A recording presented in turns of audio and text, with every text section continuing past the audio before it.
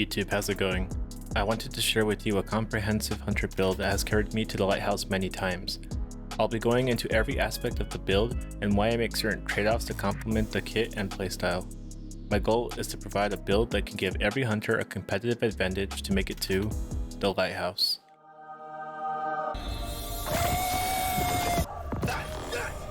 If you're new here, I'd love if you subscribe as I'm on my way to hitting 10 subscribers. Now, here's the build.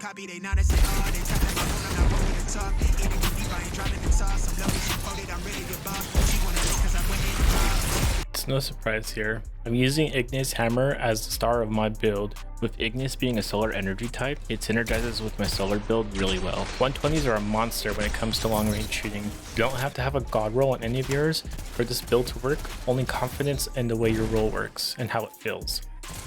120s in general are really effective at using cover, peek shoot your opponent's health away while maintaining safety behind cover when needed. The beauty of this archetype is you could be dangerous at insane ranges. It synergizes really well with team shooting, and like I mentioned earlier, peek shooting to better your odds at winning your lane with teammates. The second weapon for this build is of course the conditional finality. This weapon is probably the best thing that came out of the Lightfall expansion. This weapon helps bridge the gap that Ignis is weak at, which is around the 0 to 10 meter range. Additionally, this exotic is probably one of the fastest handling weapons in the game, and lets you be super aggressive due to the fast swapping when needed. It also gives you a chance of winning against bubbles and wells, which can be match changing.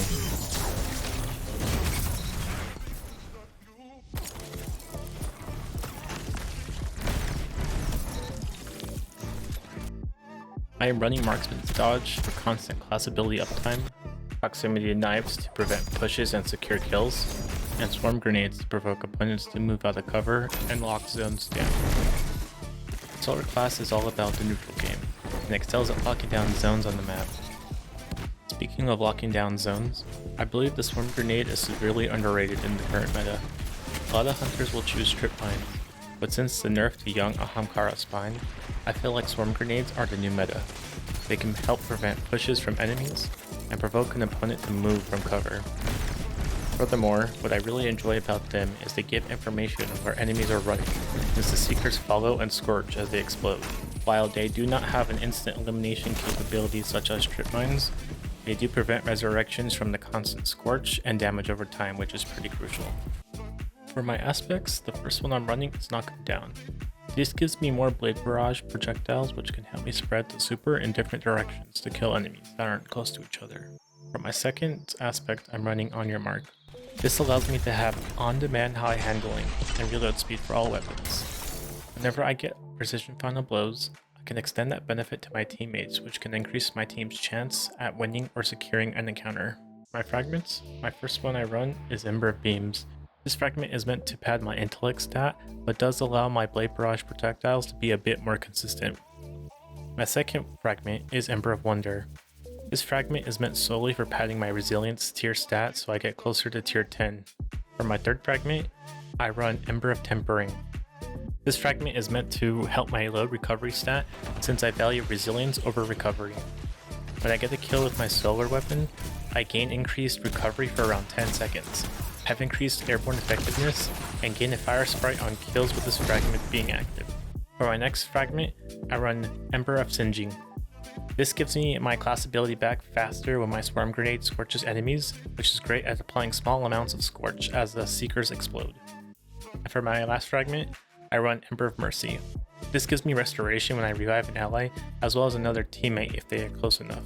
The beautiful part about this fragment is it allows my created fire sprites to give me restoration in addition to grenade energy by default.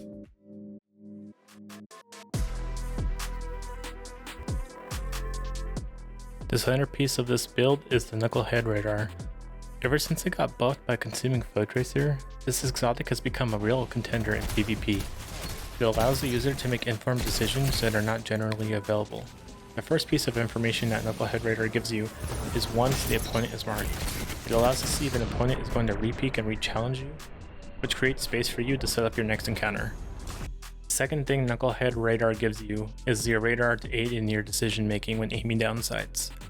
There have been many times when I aim down sights only to be flanked by an opponent.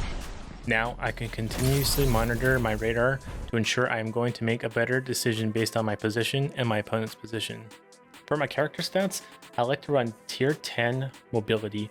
This allows my class utility to be on a very short cooldown, as well as my maximum jump height and movement speed to be maxed out for my class. Additionally, like I mentioned earlier, I prefer a higher tier resilience, which is capped out at 10, because it allows me to survive encounters much more frequent. In instances that would have killed me, I survived by just a small hair because of this stat. Additionally, when it comes to trials, the best way to win a round is your super, and I'm a firm believer that the lower the super, the higher the chances of you winning a match. Even after a certain tier of intellect, there is a steep diminishing return. Seconds can be the deciding factor on if you win a match or not, and that is why I have tier 10 intellect. I like to chase after discipline next, since grenades are pretty powerful in this game, and until they get nerfed and we go to a full primary and secondary meta, abilities are always going to be king.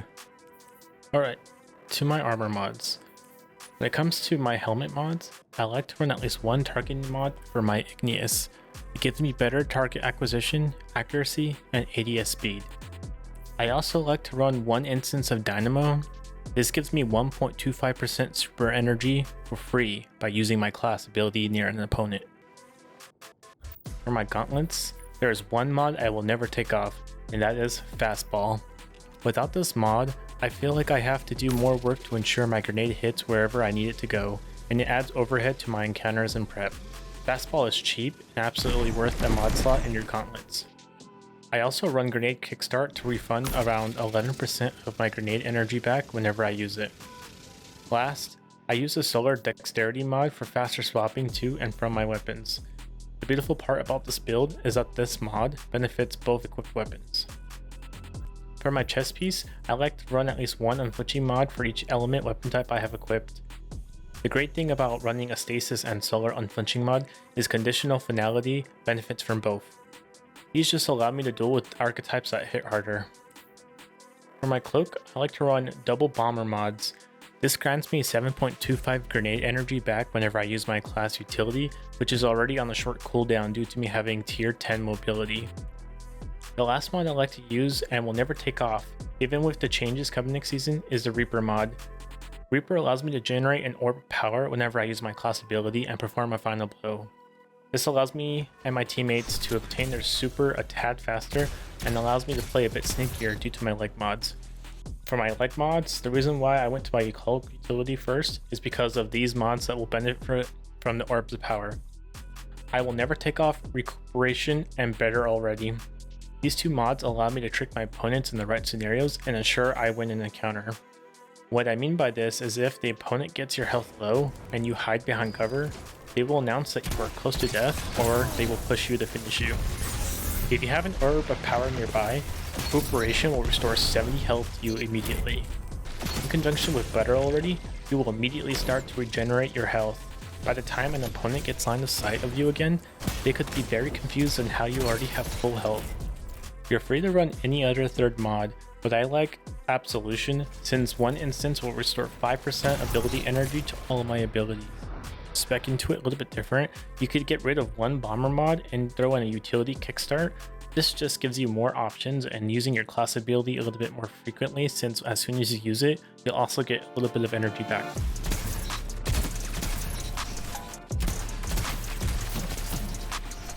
The gameplay loop is pretty simple.